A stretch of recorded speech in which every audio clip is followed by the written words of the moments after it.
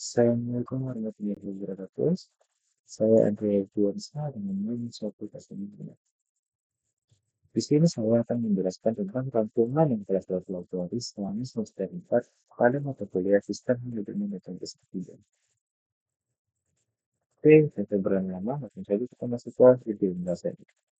Yang pertama adalah data dan informasi.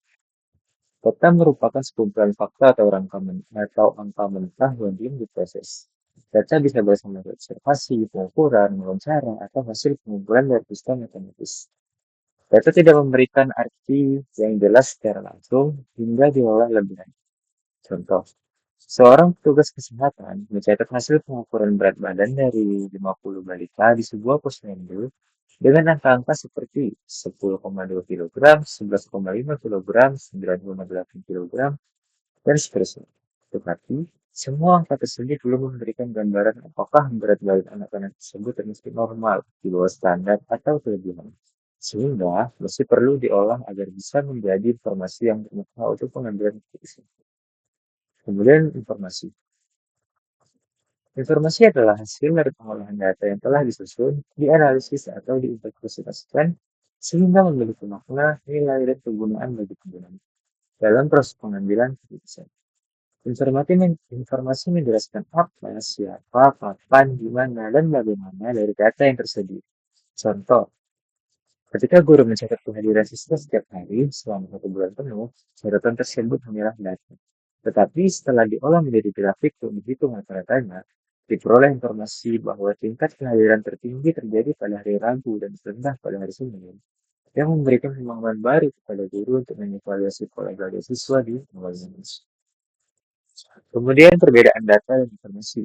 Yang pertama adalah data. Data di sini adalah fakta mentah, angka, simbol, atau catatan yang belum diolah.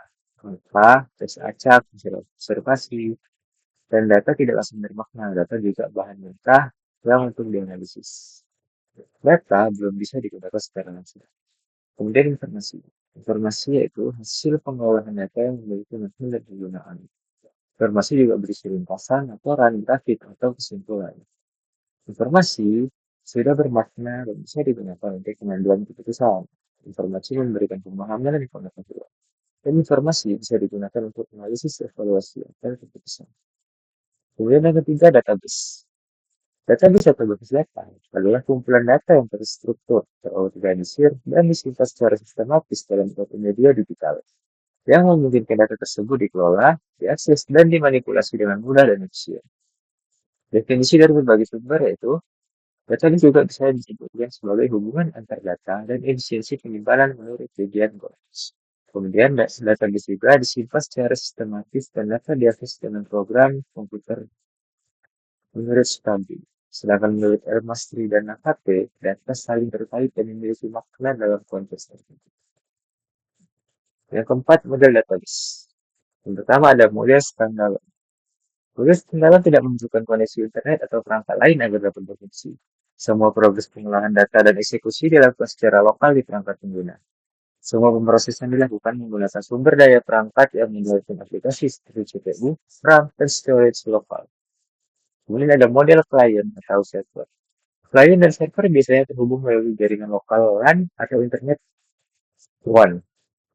Server menyimpan data, aplikasi atau layanan, dan diakses oleh banyak klien.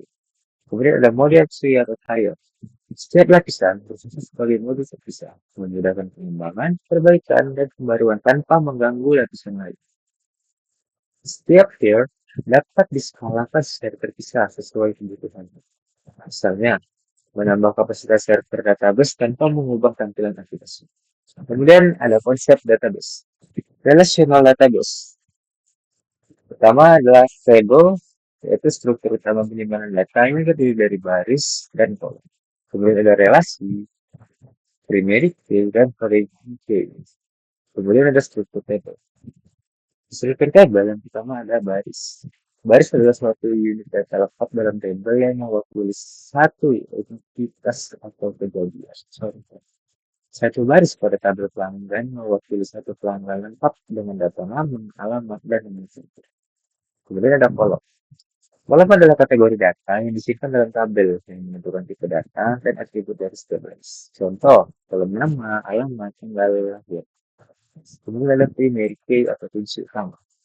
Kolom atau kolom atau kumpulan kolom yang secara unik mengidentifikasi setiap baris dalam tabel memiliki harus unik dan tidak boleh kosong. Countless. Contoh, produk pelanggan. Kemudian foreign key atau kunci asing. Kolom yang merujuk ke primary key di tabel lain untuk membentuk relasi antar tabel dan menjaga integritas data. Contoh, ID kota dalam tabel pelanggan yang mengacu ke tabel tersebut. Kemudian ada tipe data kolom. Setiap kolom memiliki tipe data yang menentukan jenis data yang bisa disimpan, seperti INT atau bilangan bulat, bar chart, teks, depth, atau tanggal dan lainnya. Kemudian ada constraint atau kode batasan. Aturan tambahan yang ditetapkan pada kolom atau tabel itu memastikan validasi data. Contohnya, not no, kolom harus diisi. Unique, harus diisi dengan nilai yang unik. Kemudian ada check, nilai yang harus dimiliki atau disitu. Nah, baik, terima kasih dari sini orang kenal mungkin. Semoga dan kurang maaf. Bagian atau kebaikan Allah,